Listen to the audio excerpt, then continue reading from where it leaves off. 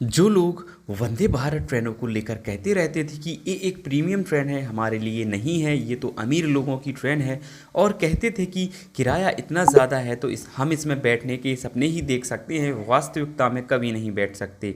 और कई बार इम्पैक्ट मेरे से कुछ लोग वंदे भारत ट्रेन के बारे में पूछते थे कि अगर हमें वंदे भारत ट्रेन से भोपाल से उज्जैन या इंदौर जाना हो तो इसका टिकट कितना लगेगा। मैं उन्हें बोलता था 800 से 900 रुपये एक साइड से। तो आप समझ सकते हैं एक नॉर्मल मुसाफिर का इतना किराया सुन के क्या रिएक्शन होता होगा। लेकिन अब ये सब बातें पुरानी होने जा रही हैं, क्योंकि ministry of railway Vande Bharat train के 3 नए वर्जन लॉन्च करने जा रहा है, जिनमें हर कोई सफ़र कर पाएगा। इनमें स्लीपर वंदे भारत, मेट्रो वंदे भारत और नॉन एसी जनसाधारण वंदे भारत एक्सप्रेस शामिल होंगी। तो आइए जानते हैं ये ट्रेनें कब से पटरी पर होंगी। स्लीपर वंदे भारत और नॉन एसी वंदे भारत में क्या कुछ सुविधाएं बदली गई, तो आइए जानते हैं ये ट्रेनें कब से पटरी पर होंगी। स्लीपर वंदे भारत और नॉन एसी वंदे भारत में क्या कुछ सुविधाएं बढ़ाई घटाई गई हैं। रेलवे न्यूज़ नेटवर्क का ये वीडियो अगर आप पहली बार देख रहे हैं तो चैनल को अभी सब्सक्राइब कर लीजिए।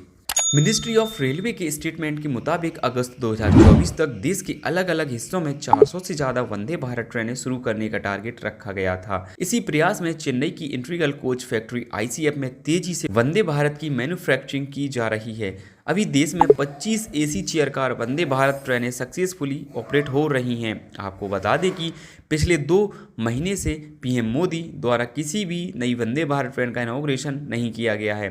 तो अब उम्मीदें हैं कि बैक टू बैक 15 से 20 वंदे भारत इसी साल के दिसंबर महीने तक इनॉग्रेट की जा सकती हैं। आईसीएफ के जनरल मैनेजर वीजी माल्या ने 16 सितंबर को मीडिया को बताया कि 2023-24 फाइनेंशियल ईयर के मार्च महीने तक मेट्रो वंदे भारत और स्लीपर वंदे भारत की सौगात देशवासियों को मिलेगी। जनरल मैनेजर के मुताबिक वंदे भारत एक्सप्रेस के नॉन एसी वर्जन के प्रोडक्शन का काम भी तेज़ी से किया जा रहा है और ये वंदे भारत 31 अक्टूबर 2023 से पहले लॉन्च की जाएगी। दोस्तों, इस बात की पुष्टि हाल ही में वायरल हुई जनसाधारण वंदे भारत की फोटोज़ को देखने से भी हो जाती है, क्योंकि नॉन एसी वंदे भारत के प्रोडक्शन पर भी आईसीएफ दिन रात लगा हुआ है। बता दें कि 22 कोचों वाली इस नॉन एसी वंदे भारत में दोनों साइड से लोकोमोटिव लगाए जाएंगे, जिसकी हाईएस्ट स्पीड 140 किलोमीटर प्रति घंटे के आसपास होगी। ट्रेन का संभावित किराया देखा जाए तो छपरा मुंबई जनसाधारण वंदे भारत से थोड़ा बहुत ज़्यादा मानकर चलिए।